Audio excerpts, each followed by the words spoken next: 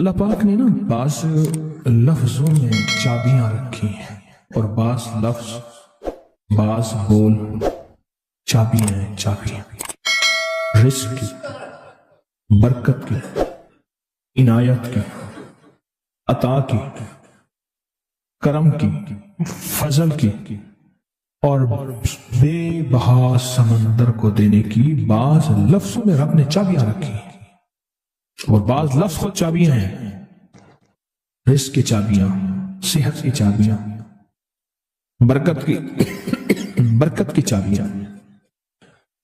یہ سورۃ مائدہ کی آیت نمبر 114، یہ عنایات اور عطاؤں کو عرشوں سے متوجہ کرنے کی چابی ہے۔ یہ صرف روٹی رزق کے لیے نہیں ہے، من پسند کھانے کے لیے نہیں ہے، یہ تو اس کا ایک چھوٹا سا فائدہ ہے، یہ تو اس کا ایک مختصر فائدہ ہے۔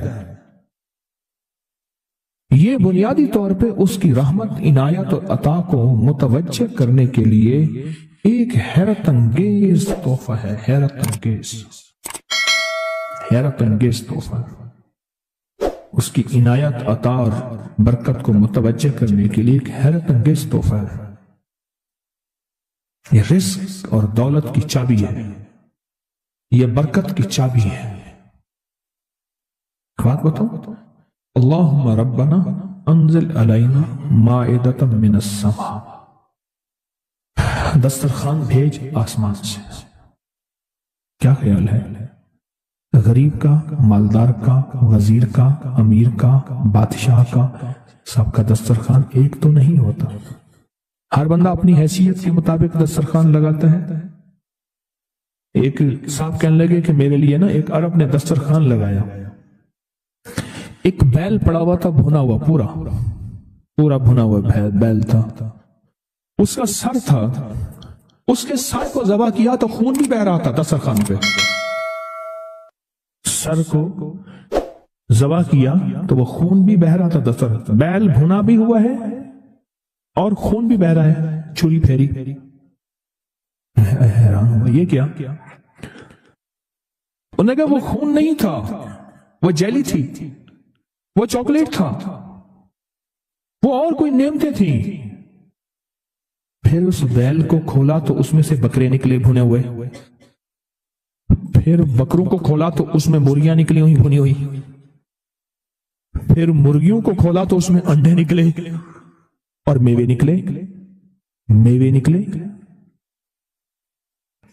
بادشاہ کا دسترخوان ہے تو وہ اپنی حیثیت کے مطابق اس کا دسترخوان ہے، اپنی عظمت کے مطابق دسترخوان ہے۔ میرے اللہ کا دسترخوان، انزل علینا مائدۃ من السماء، پر مولا دسترخوان دے ایسا جیسے عید ہو جائے۔ اب اس آیت کی تنہائیوں، اس آیت کی گہرائیوں، اس آیت کے اندر کی شہ تک پہنچے۔ اللہ دسترخوان دے، پر دے ایسے کہ جیسے عید کر دے۔ آپ اللہ سے مانگتے ہیں تو اللہ سے اللہ کے مطابق مانگے۔ میرے رب کی جتنی عظمت ہے، وقار ہے، شان و شوکت ہے، میرے رب کی جتنی طاقت قوت ہے، اس کے مطابق مانگے، اس کے مطابق مانگے۔ کیا خیال ہے؟ یہ آیت اصل میں دسترخوان کے لیے ہے، اور دسترخوان سے مراد یہ کھانا نہیں، دسترخوان سے مراد دونوں دسترخوان ہیں، رزق روحانی اور رزق جسمانی، دونوں دسترخوان جو میرے رب کے پسندیدہ دسترخوان ہے، رزق روحانی بھی اور رزق جسمانی بھی۔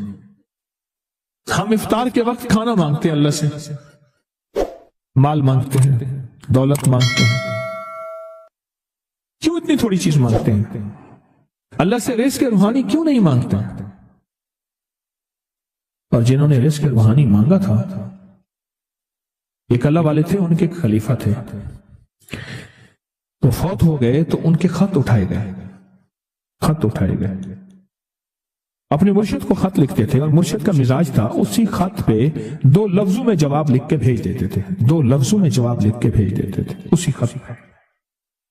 فرماتے تھے کہ حضرت آپ کی دعاؤں اور توجہات سے، اللہ کے فضل و کرم سے میرے روزانہ جو ہے 1.25 لاکھ دفعہ نفی اثبات ہوتا ہے لا الہ الا اللہ، 1.25 لاکھ دفعہ الا اللہ ہوتا ہے، 1.25 لاکھ دفعہ اللہ ہوتا ہے، 1.25 لاکھ دفعہ اللہ ہوتا ہے، 70,000 دفعہ 1.25 لاکھ دفعہ کلمہ ہوتا ہے، اتنے سپارے ہوتے ہیں، اتنی 100 رکعتیں ہوتی ہیں، یہ ہیں یہ ہیں یہ ہیں۔ وہ اسکول کے ٹیچر بھی تھے، وہ 5 وقت نماز بھی پڑھاتے تھے، ان کے بہت سارے بچے بھی تھے، ان کی زندگی کا یہ نظام بھی تھا، پر انہوں نے یہ سارا کچھ لکھا اپنے مرشد کو، کہا کہ خط اٹھا کے دیکھیں، حیران ہو جاتے تھے، مجھے ایک بندہ نہیں، میرے پاس اب بھی کئی بندے ہیں کہ اتنے ارب درود پاک پڑھا، اتنے ارب، لاکھ نہیں، ہزار نہیں، کروڑ نہیں، اتنے ارب درود پاک پڑھا، اتنے ارب کلمہ پڑھا، اتنا ارب سورۃ اخلاص پڑھی اور فلاں پڑھا، ارب۔ مجھ سے غلطی ہوئی، ایک دفعہ ان کا خط آیا تو میں نے رسالہ اس وقت چھپ رہا تھا، میں نے کہا یہ خط بھی اس میں ڈال دو، چھاپ دو۔ کئی ٹیلی فون تو میں نے سنے، ایک فون مجھے یاد ہے اچھی طرح، کوئی 6 7 8 کی بات ہے، 2000، اس نے کہا میں ہوں اوان اور آگے سے یہ بن جا ہٹا دوں تو بن جاؤں گا حیوان، لفظ ہٹا دوں تو میں یوں بن جاؤں گا۔ تمہیں پتہ ہے تم نے یہ کیا چھاپا ہے؟ شرک اور بدعت، جھوٹ چھاپتے ہو، دھوکہ دیتے ہو۔ وہ سچا تھا، غلطی ہماری تھی، برتن نہیں ہے، اس برتن کے مطابق وہ برتن چھلک پڑا۔ اس میں ایک بات بتاؤں، حضرت ابو ہریرہ فرماتے ہیں میرے حضور نے مجھے علم کے 2 برتن عطا فرمائے ہیں، ایک وہ ہے جن کا میں نے اظہار کر دیا، اکثر احادیث حضرت ابو ہریرہ سے ثابت بھی ہیں، یعنی راوی بھی ہیں، علم کا وہ برتن ہے، ایک وہ میں نے دے دیا، اور ایک علم کا ایسا برتن ہے اگر میں اس کا اظہار کر دوں، ایک روایت تو یہ ہے کہ لوگ تلوار کھینچ کے میرا سر جدا کر دیں، ایک روایت یہ ہے کہ گدی سے میری زبان کھینچ لیں۔ میں نے وہ علم کا برتن چھپا کے رکھا۔ ان کا خط تھا کہ اتنا سوالا، انہوں نے اللہ سے رزق روحانی کا دسترخوان منوا لیا تھا کہ اللہ یہ دسترخوان تیرے خزانے میں کمی نہیں ہے، یہ دسترخوان مجھے عطا فرما۔ رزق روحانی کا دسترخوان اللہ نے منوا لیا تھا، اللہ سے منوا لیا تھا۔ آپ اس آیت کے ذریعے اللہم ربنا، میں نے ایک عرض کیا تھا جن دعاؤں سے پہلے ربنا اور اللہم آئے، جن دعاؤں سے پہلے ربنا اور اللہم آئے، ان دعاؤں کی قبولیت، محبوبیت، مقبولیت، تاثیر، کمال بہت اور دعاؤں سے بہت زیادہ آگے ہے۔ اس دعا میں اللہم آئے، ربنا انزل علینا مائدۃ من السماء تکون لنا عید، مولا دسترخوان بھیج آسمان سے، مولا دسترخوان بھیج آسمان سے، دسترخوان بھیج آسمان سے، اور ایسا دسترخوان آسمان سے بھیج جو تیری شان کے مطابق ہو، پھر آپ کی نسلوں میں رزق، دولت اور صحت، برکت، اور پھر کمال سوچ نہیں سکتے کہ علم کے خزانے، روحانیت کے خزانے، ذکر، تسبیح، سجدے، عبادات۔ اچھا، ہمارے ہاں عبادات میں ایک وہ عبادات ہیں جو ہم کرتے ہیں اور یہ بالکل ٹھیک ہے، نفل، اشراق، چاشت، اوابین، تلاوت، تسبیحات۔ ایک لمحہ بندے پہ ایسا آتا ہے اس کی ظاہری عبادات مخفی ہو جاتی ہیں، اور یہ ہر کسی پہ نہیں آتا۔ امام مالک پہ آیا تھا کہ وہ پھر گھر میں بند ہو کے رہ گئے تھے، پھر جنازہ وہیں سے نکلا تھا، وہ کتنے سال گھر سے باہر نہیں نکلے۔ اس آیت کے ذریعے اللہ سے منوائے، میرے قرض کبھی نہیں ہوتا۔ کہا کہ ایک عمل میں نے بہت ہی طاقت سے کیا۔ ایک دفعہ آپ کے درس سے سنا تھا، جب بندے کی آنکھ کھلتی ہے تو دائیں طرف ایک فرشتہ ہوتا ہے، بائیں طرف شیطان ہوتا ہے۔ شیطان کہتا ہے دنیا کی فکر کر، مال کی، کاروبار کی، زندگی کی، نظام کی، کیا ہوگا آج، کیا ہوگا، کیسے ہوگا، کس طرح ہوگا، فلاں کام کا کیا ہوگا۔ اور فرشتہ کہتے ہیں اللہ کا نام لے، اللہ سارے کام بنانے والا ہے، اللہ بگڑی بنانے والا ہے، اللہ مسائل کو حل کرنے والا ہے، اللہ زندگی کی ناکامیوں کو دور کرنے والا ہے۔ اور کہا کہ بندہ اگر اللہ کا نام لے لیتا ہے تو پیشانی پہ ایک لفظ لکھا جاتا ہے جس کو غنی کہتے ہیں، اور اگر بندہ اللہ کا نام نہیں لیتا تو پیشانی پہ ایک لفظ لکھا جاتا ہے جس کو فقر کہتے ہیں، جس کو میرا رب فقیر کر دے کائنات کی طاقت اس کو غنی نہیں کر سکتی، جس کو میرا رب منگتا کر دے کائنات کی کوئی بندہ امیر رئیس بادشاہ اس کو دے نہیں سکتا۔ کہا کہ میں نے اس پہ عمل کیا، اور اس پہ عمل کے ساتھ میں نے یہ عمل شروع کیا جس کو بیٹی والا عمل کہتے ہیں، سوتے ہوئے۔ اعوذ باللہ من الشیطان الرجیم، بسم اللہ الرحمن الرحیم، لا حول ولا قوت الا باللہ العلی العظیم۔ یہ 11 دفعہ پڑھنا، تاکہ میں نے یہ 11 دفعہ عمل شروع کر دیا، اور کچھ عرصے میں میرے اسباب پیدا ہوئے، میرے قرضے کیسے اترے، میں حیران ہوں۔ کہا کہ پہلے اتر جاتے تھے، پھر چڑھ جاتے تھے، پھر اتر جاتے تھے، اور کبھی آج تک پورے نہیں اترے تھے۔ اب صورت حال یہ ہے کہ اللہ پاک نے اتنا دیا ہے کہ بہن بھائیوں کے ساتھ، رشتہ داروں کے ساتھ، پڑوسیوں کے ساتھ میرا معاملہ وسیع القلبی کا ہے۔ اللہ نے اتنا دیا ہے کہ میں ان کو دیتا ہوں، گھر والوں کو بھی، اپنے آپ کو بھی، صرف اس عمل کی وجہ سے۔ اور کہا میرا دل مانتا ہے، پہلے میرے ماتھے پہ فقر لکھا تھا، میرے باپ کے ماتھے پہ فقر لکھا تھا، اس کے باپ دادا کے ماتھے پہ فقر لکھا تھا۔ اس عمل کی وجہ سے اللہ نے فقر مٹا کے مجھے غنی کر دیا، اس عمل کی وجہ سے۔ چھوٹا سا سوتے ہوئے جب اٹھے، پاک ناپاک، وضو بے وضو، جس حالت میں ہیں سوتے ہوئے، اسی وقت سوتے ہوئے آنکھ کھلتے ہی کلمہ پڑھ کے یہ اعوذ باللہ من الشیطان الرجیم، بسم اللہ الرحمن الرحیم، لا حول ولا قوت الا باللہ العلی العظیم، یہ پڑھنا ہے 11 بار پڑھنا۔